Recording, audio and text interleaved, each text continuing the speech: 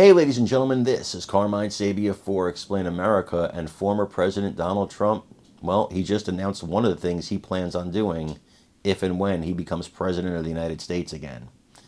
And it's big.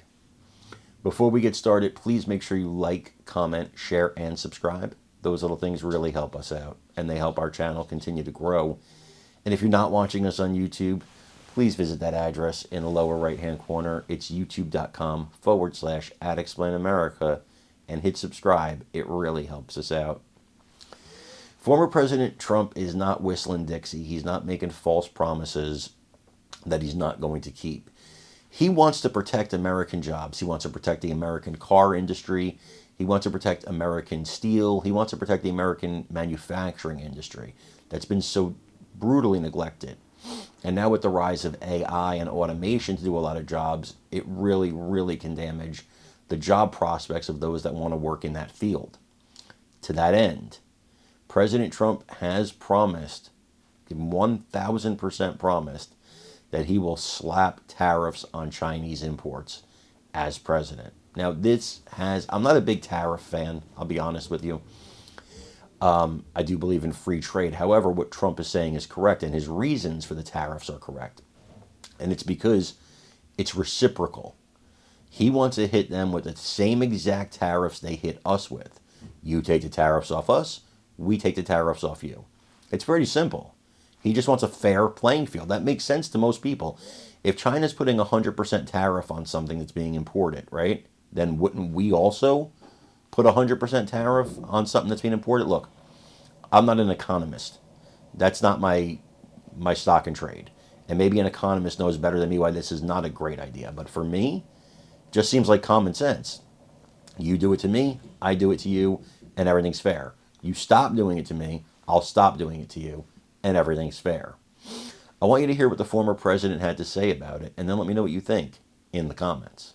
But if they don't, they have to pay a big price. So next, in addition to this rather easy thing to understand, by the way, does everyone understand this? Does everybody? Do you understand? Is there anybody that doesn't understand it? Would you please raise your hand? Raise your hand. Does anybody not understand it? See? How simple is that?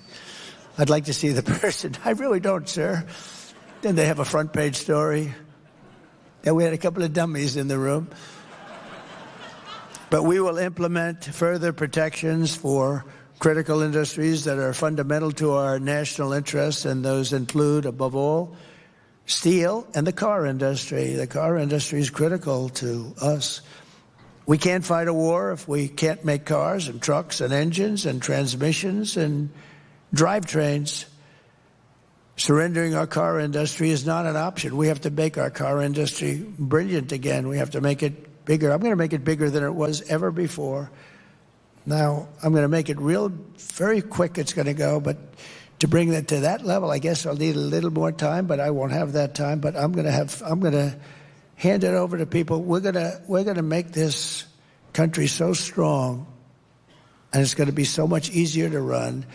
And I think we're going to end up actually having a lot of support from the other party. I really believe that. I think it's too basic. It's too basic.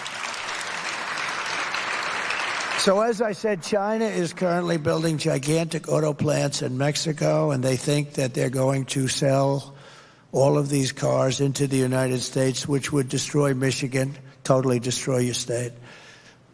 But it's not going to happen. Not going to happen. Not even close. They might as well stop building the damn plants. They are giants. Sir, you really have to see them. I said, I don't want to see them. I will impose whatever tariffs are required, 100%, 200%, 1,000%.